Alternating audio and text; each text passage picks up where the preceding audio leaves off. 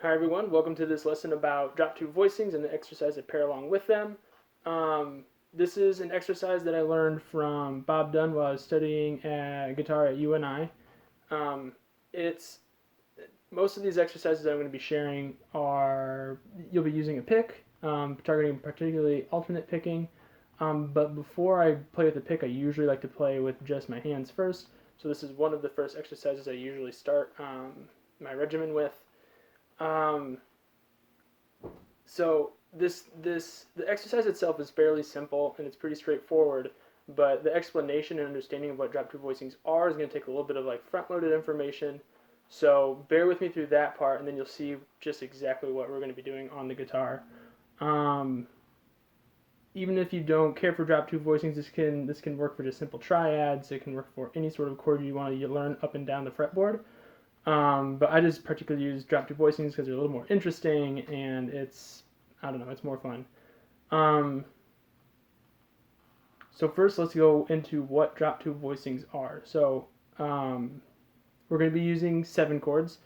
So our first, our third, our fifth, and our seventh are going to make up our chord. And we only want one of those notes, so no duplicates. We don't want any octave ones or threes or whatever. So we're going to start with our E major 7. So we got E, E, G sharp, B, and then D sharp. And what we're going to do is we're going to skip the second note. And in this case, it's going to be the third, the G sharp. So we're going to play E. We're going to skip the G sharp and go on to the B, then G sharp or D sharp, and then G sharp. So we skip the first G sharp because that's the 2 we are dropping, the second voice of the chord. Then we skip that octave E just above the D sharp because we don't want to duplicate it. So that gives us all of our notes. That gives us our 1, our third, our fifth, and our seventh. All on our highest 4 strings. So that's going to be on our D string, that's the 2nd fret with our index finger. And then you can bar this. I usually bar it. For right now, I'm just going to play with all 4 fingers. 4th fret on the G string, 4th fret on the B string, 4th fret on the E string. The reason drop two voicings work really nicely for the guitar specifically is that you can play all those chord tones without duplication, and it's pretty easy. It's pretty manageable as opposed to trying to say like a let's see here, like a E7 chord stacked on top of each other. You have to stretch your hands out and play it way up here. This allows, if you play a similar chord, drop two voicing, pretty easy, pretty manageable.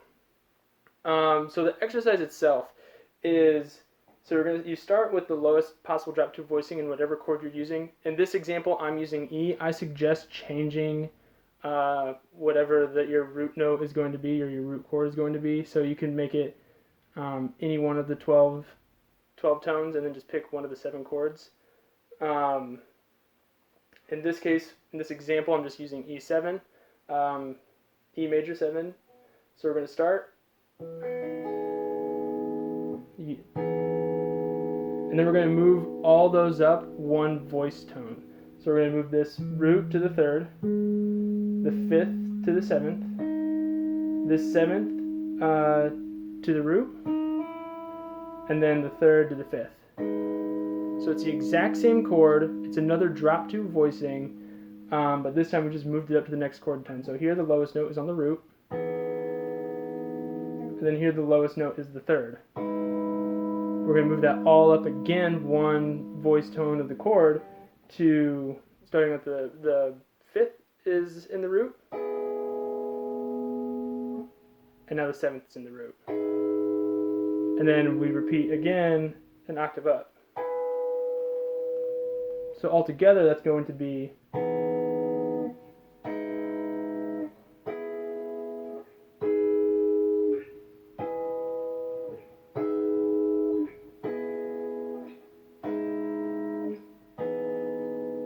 I just broke one of my golden rules. always do it to a metronome. So in this case, we're going to be playing half notes. I usually play quarter notes at maybe a slightly slower BPM, but just for this example, I'm going to be playing half notes.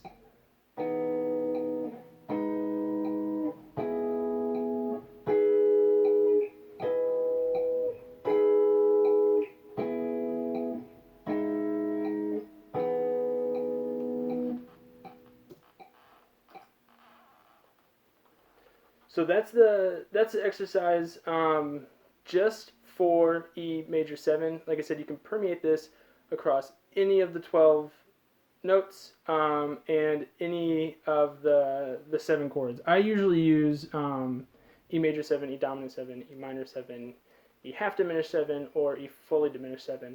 I'm going to put out a part 2 lesson that goes over all the specific fingerings for those 5 types of 7 chords. That should be followed up shortly after this. All the tabs for this too I'll have posted in the comments, and you're always welcome to ask me any questions about this exercise. Yeah, look out for part 2.